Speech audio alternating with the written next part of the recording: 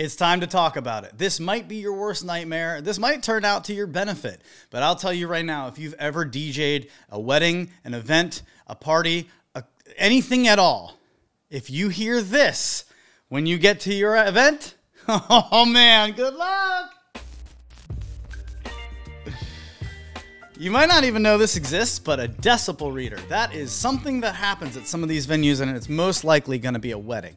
This is something that I ran into at a wedding just a couple weeks ago. Look at this thing. Now, this stood next to my DJ booth, and there was also one out in the kitchen, and there was also one in the main house, which was like a football field away. And what happens is when we go over 95 decibels, this thing will start to flash red. When you're close, like at 90, it'll go orange, and then at 95, it's going to start flashing red. It's also going to flash red in the kitchen, and it's also going to flash red in the main house. And you know what they tell me when I get there? If this happens more than like 2 or 3 times and you just continue to ignore it, like obviously if it starts flashing red and you fix it, no big deal. But if you keep this thing flashing red, you don't do anything about it, they're going to come from the main house and they're going to shut down this wedding, and it's on you. That's a thing. All right, so what I want you to do, what we're going to talk about in this video is how to prepare for something like this, how to handle it if you didn't know this was going to be a situation, and how to make the most of this, because you can actually benefit from a lot of DJs who refuse to even take these gigs. Well, that means there's more for you. But how do you do it right? So let's get into the whole thing. Okay, first of all, if you don't know what venue you're going to, if you've never been to the venue at all, ask them if there's a decibel limit ahead of time, just so that you know what's going on. Because why would there be one? Let's start there.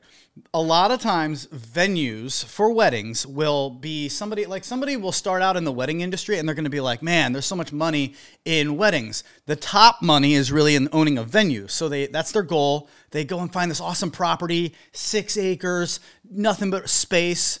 But the problem is they buy this as like a house, and maybe it's not zoned exactly for events and weddings, or maybe it is, or they went around it in a little way, like they got an agricultural zoning, which is why a lot of these places are vineyards. They don't care about selling wine. They just want the zoning so that they can hold the events, and then the neighbors can't complain about it. The problem is the neighbors, while they legally can't do anything about it because these places kind of snuck in under the radar, well, they're not happy about it, and they're going to do anything they can possibly do to get this venue out of their neighborhood. I have been to so many wedding venues that have been kind of built or just started in a neighborhood or in this like very rural area.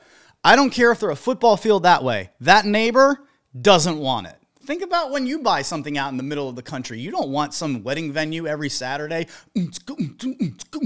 till like 11 o'clock at night, drunk guests, all that. The neighbors don't like it, man. And so what ends up happening is the venues get really, really nervous because they know that they could get sued if something goes wrong at this wedding. Right? Like if the cops get called, if I'm letting this red thing flash forever and it comes and gets shut down, what's the bride and groom going to do? Like their wedding got canceled, excuse me, because of decibels? Like did they even know that when they booked? So what ends up happening is this all gets put on the DJ. These venues will, when you drive up, they're going to say to you, I've literally had somebody say this to me, a venue owner. There's going to be a decibel reader. It's right there. And as soon as that goes 85, over 85, it's too loud. If that goes 85 and over, we're going to get the cops called on us. And if the cops come out here during this wedding, it's a $2,500 fine, and it's 100% on you. We don't pay that. That's on you. This is your warning. Well, hey, all right. What a vibe to throw a party in. Okay. These poor people booked weddings at places that won't even let them throw a party. Right? So how do you do that? Because everyone's going to be coming up to you and being like, hey, can you turn it up a little bit? And you're like, nope, can't do it. That venue that actually did that to me, that said that, the first time that I went to work there, it was a long venue, very long, okay? It was long and skinny. Let's do it this way. It was long and skinny like this. And they had me up in a loft at one end of it, and then halfway down was the middle part, like the dance floor, and the other halfway down was like the rest of the people. And the bride and groom were halfway down towards the dance floor. I am probably 60 feet over this way and up in a loft. Dude, but I'm talking during the introductions to the reception, okay? As soon as they were done, 2 groomsmen came up to my loft and said, hey, man, nobody can hear you up there. Like, is there any, like, can you turn it up a little bit? I said, guys, they got a decibel reader on me right now. I'm already at 87. I'm not supposed to go over 85. And they're like, we can't hear a word you're saying. So what do? Dinner hadn't even started yet. I went straight downstairs. I said, all right, this is what we're doing. I went up to the bride and I said, hey, so they got a decibel reader on me up there. I can't go any louder than what I'm at right now. I mean, my system can go, I'm only at like 30% of my system, but they won't let me go any louder. I really want to have a freaking party with you tonight. Would you be okay if I just rip all my stuff down from that loft and put it right here in front of the dance floor across from you? And it's going to be like 2 minutes of silence. Maybe I can grab a groomsman or 2 and they can help me get my stuff down here. That's really the only way you're going to be able to hear anything all night. I just want you to have this party like we planned. She was like, fuck yeah. Go get it. Absolutely. Hey, can you get 3 guys to go help him? Adam, you're the best. Do whatever you need to do. I brought my stuff down here. Within 6 minutes, I had music back up and running again. Built it in front of everybody. I didn't care because if I was going to stay up there on that loft, no one's going to... It would have sounded like this the whole night. Ladies and gentlemen, they couldn't hear anything. And the venue is threatening me with a $2,500 fine. So what can you take out of this? Okay? I hate working at these venues. I absolutely hate it, but I do it because you can get around it. It can be done. How do you do it? First of all, leave your subs at home. Don't bring your subs. You can't bring subs. You just can't bring subs. Should you bring subs to a gig? No. You should probably never bring subs with you to a wedding. I know I'm going to get a lot of comments down there, and feel free. Let me know what you think about this. Am I wrong? But I'll tell you, I have had so many venues thank me because of not bringing subs and overpowering everybody. How quickly I get out at the end of the night. I get so many thank yous for getting out of there within 15 minutes. I can break my stuff down in 15 minutes, get it on the cart, and start walking out. It takes DJs hours to break down all their trusses and all their lighting and all the subs and all this crap that they're bringing to overshadow the fact that they suck at what they actually do. If you're really good at what you do, you don't need any of that stuff. It's all extra. And at the end of the day, people would rather you be the light, you be the energy, than having to bring all this extra crap to shadow the fact that you're just going to kind of sit there and not be personal at all. You're going to glue your eyes down at your board. You're not taking requests. You're not engaging with the crowd. But cool, look at my lights. Isn't that neat? It doesn't work that way for weddings, man. It's not a club. And I understand. I'm a drummer. I'm a guitarist. I'm a bass player. Like, I've played in bands. I want to hear myself through the best system possible. But at weddings, nobody wants that. I hate to say it. Nobody wants that. Half the room doesn't want to hear it too loud because they're too old. The other half of the room is going to be out smoking and drinking, doesn't even really know any better. And then at the end of the night, it all comes together. So you're going to really piss off a lot of venues when you show up with those subs. If there's someone who doesn't care, great, bring them. But if they've got a decibel limit, you better leave those at home. What I bring is 2 1,000-watt powered speakers. 1,000 watts each. Powered speakers. They're made by Alto. Evie makes a good set of them. 15-inch, 1,000-watt powered speakers. One on each end, and that's it. One going that way, one going that way. And sometimes if I have to go A, B, and cross it, or X, Y, I forget which one it is, but it doesn't matter. Either I'm going that way or I'm going that way. I ask the venue, where is the problem neighbor? Over there? Cool. Then we're going to point everything over there. If you show the venue that you care as much as they care about their neighbors staying happy, put this guy on our hire list. I have gotten so many weddings because venues who only hire specific DJs put me at the top of their list because they know that they can trust me. They know that if they ask me to turn down a little bit, I'm okay with that. And you know what? Yeah, it sucks. Yeah, it sucks.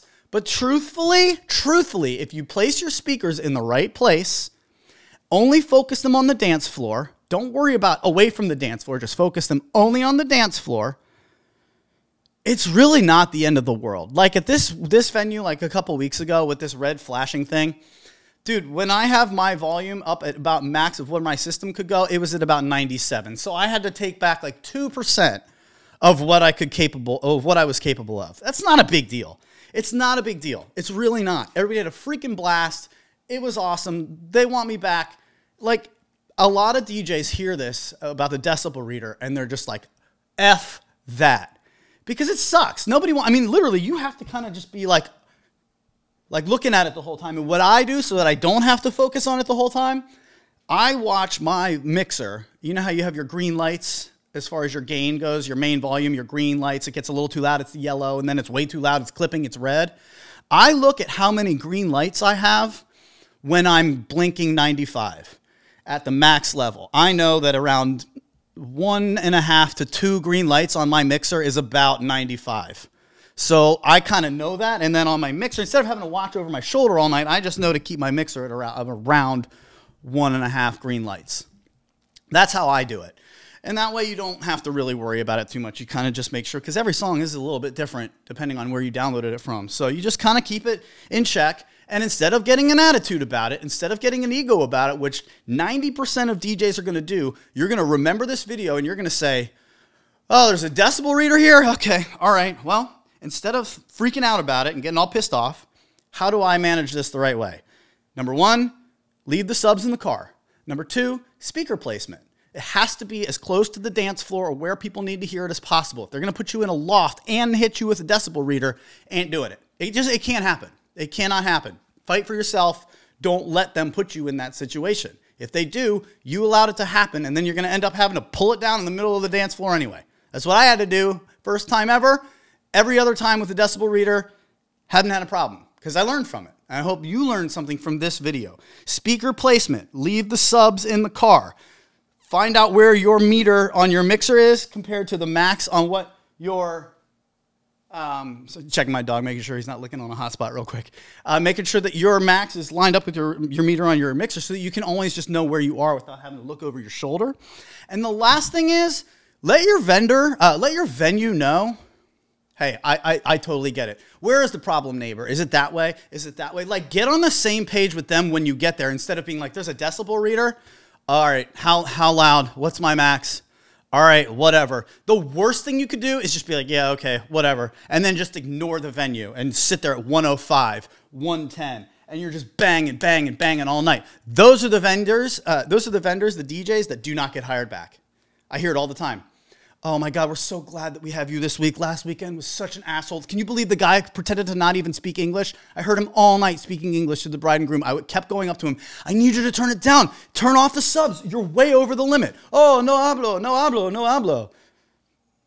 Yeah, no trabo either. You're not working there anymore. You'll never work there again. That's it, right? And I continue to get booked back at these at these venues because even though I don't like it as much, you know what I do like? Staying booked. Making 6 figures every year, working for myself, working 2 to 3 days, maybe max a week, having the freedom to live on my own, Monday through Friday, do whatever I want, and then go perform at, in a place that I love, which is in the world of music.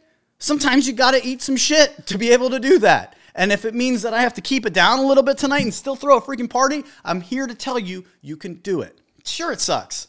Nobody wants the vibe of, hey, keep it down tonight. Now let's throw a party. That doesn't make sense. But if that's what it's going to be, instead of bitching about it, how can you make it awesome?